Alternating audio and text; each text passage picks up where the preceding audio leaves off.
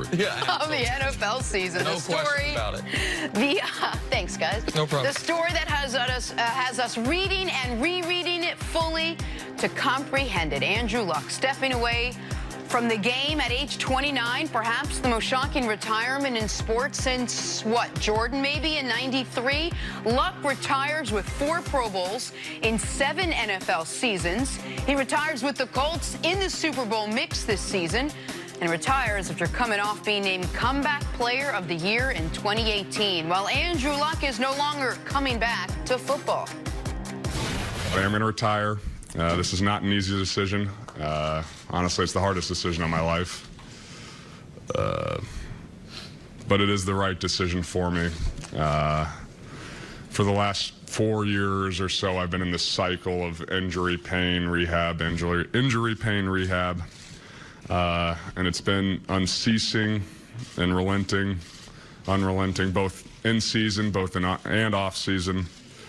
And I felt stuck in it, and the only way I see out is to no longer play football. It's taken my joy of this game away, and this.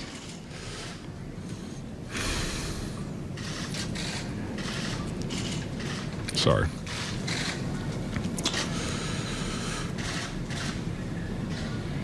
I've been stuck in this process. I haven't been able to live the life I want to live. Taking the joy out of this game. And after 2016, where I played in pain and was unable to regularly practice, I made a vow to myself that I would not go down that path again. I find myself in a similar situation, and the only way forward for me is to remove myself from football in this cycle that I've been in. Come to the proverbial fork in the road. And I made a vow to myself that if I ever did again, I would choose me in a sense. So, guys, I think the news itself was almost as surprising as everyone's reaction to the news. See, you tweeted right after you heard. What was your reaction to Andrew Luck retiring? I mean, totally shocked. But it's football and early retirement is totally different than the other sports. Because what Andrew is talking about is the reality that all professional football players face. At one point, can I take the pain that my body is going to be in? We talk about it all the time. It's a collision sport. Yes, absolutely it is. But everyone doesn't have the mentality to be able to absorb those collisions. And he talks about what he's been going through the last 4 years. Not just this April, the last 4 months since he strained his calf, but I can understand that. And I can have a great deal of empathy for him. He said this was the toughest decision he's ever made. And you have to look at it. When you're in life, the decisions you make are important, especially as a young person. Is the most important decision is who your friend's going to be, then where you're going to go to college, and then ultimately what type of career you're going to choose, and then who are you going to choose as a spouse or a significant other, as a partner that you're going to walk through life in. And this decision he made was more difficult than all those decisions, because at some point in life, regardless of what you do, you have to choose yourself.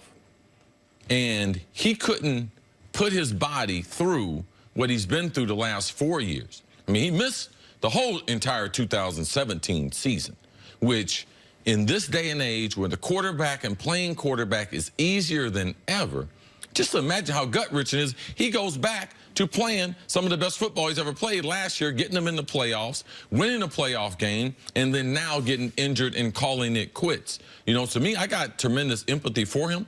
I can understand how he can come to this conclusion because what I'm worried about right now is he talks about the last 4 years.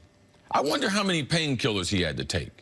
And was that part of his decision making as he tries to go on, you know, to try to have a full life? Because for me, you know, that's one thing that I worry about being a professional athlete with all the surgeries and everything, your pain tolerance, and then with the opioid epidemic going on, was that something that spooked him and said, you know something, I can't take any more painkillers. I'm not going to have this through my whole life, this off season where my body is not healing. Because typically in NFL, your body heals up before the next season. But now he's getting ready to put trauma on top of trauma compared to what was already going on in his head. So I got nothing but respect for guys that play this game. I know this game is brutal. And for him to be a walk away, he probably walked away from at least $250 million. Yep. At least 10 more years of football playing at his highest level. So for me, it was gut-wrenching to be able to hear Andrew, to see him get choked up and walk away from a game that we love. And maybe, to me, maybe the hardest part to hear was when he said what the last 4 years have been like. The cycle. Injury, pain, rehab, injury, pain, rehab. No finish line in sight. No, okay, now I finally have a clean break of it. He thought he had it last year, briefly, in that few months where he was fully healthy, where he was playing the best football of his life. And then this damn calf injury, which turned into an ankle injury, which turned into a lower leg injury, which turned in from a 2-week to a 2-month to a 4-month process. I was totally shocked, though. I feel for him, and to echo Chris's empathy, but on August 4th, he told Peter King he's playing week 1. On August 19th, he told the owner, I'm retiring. And you mentioned Michael Jordan, and we can cross sports or stay in football and talk about other shocking young players retiring. Almost all of them, though, had one thing in common. Whether it's Calvin Johnson or Gronk or Jim Brown ages ago or Gale Sayers or Barry Sanders, all of those guys, to a degree, if not completely, reached their potential. All of those guys are Hall of Fame caliber players. All of those guys, when they did stop playing, could say, I at least briefly got to the place everyone said I was going to get to. Andrew Luck is walking away due to a calf injury, among other things, without ever having truly scratched the surface of what we all believed he was going to be and what he showed us he was. It wasn't potential that, oh, we overrated him. That wasn't the case. We saw that in the 2014 season, and we saw it last season. When healthy, how great he can be. But Andrew Luck, which was, we thought it'd be, remember Jim Irsay? If we only win 1 Super Bowl with Andrew Luck, it will be a disappointment. It will be a failure. They reached 1 AFC championship game with Andrew Luck, and he didn't have, it's an odd situation because his career was ended due to injury, but he didn't suffer a career-ending injury. Right. And it's also, if this was a concussion or head trauma issue, I think it'd be looked at differently. So the whole thing is unprecedented. There is not a great historical example to pull from of, this is like player X. We've never seen something quite like this. Well, it's also, Andrew Luck is one of the few players in the game who stands out because he has talked about his love of the game, his passion for wanting to be out there, the way he hits guys and gives them a sort of an attaboy when they you know, they're defending him. He truly loved the game of football. But I'm curious, do you think he reached his potential? No, he definitely didn't reach his potential. And that's one of the sad things about it. Nick brings up a great point. When you talk to athletes from any sport, as you get older, one of the things that does not torment the great ones is, I reached my potential. I got there. You know, when you don't reach your potential, like Andrew Luck grew up dreaming of playing football. His dad was a football player. He's been around athletics. So forget about what Mel Kiper and the experts said about him. What do you think Andrew Luck's been saying about himself since he was a kid? Now, he's not a guy that with all this talent, he's absent of ego.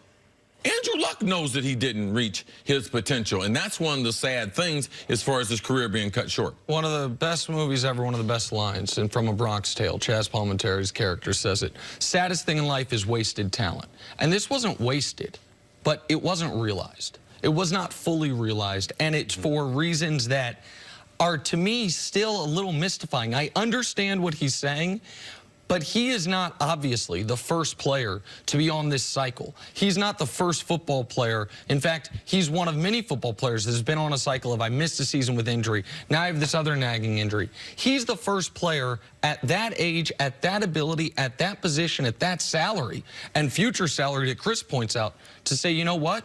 Choosing me means walking away. Right. Choosing me means 2 weeks shy of my 30th birthday, stopping the one thing I've done my entire life. And given his outside interests, his architectural engineering degree, how into like history he is, I hope and I believe he can live a fulfilling life moving forward.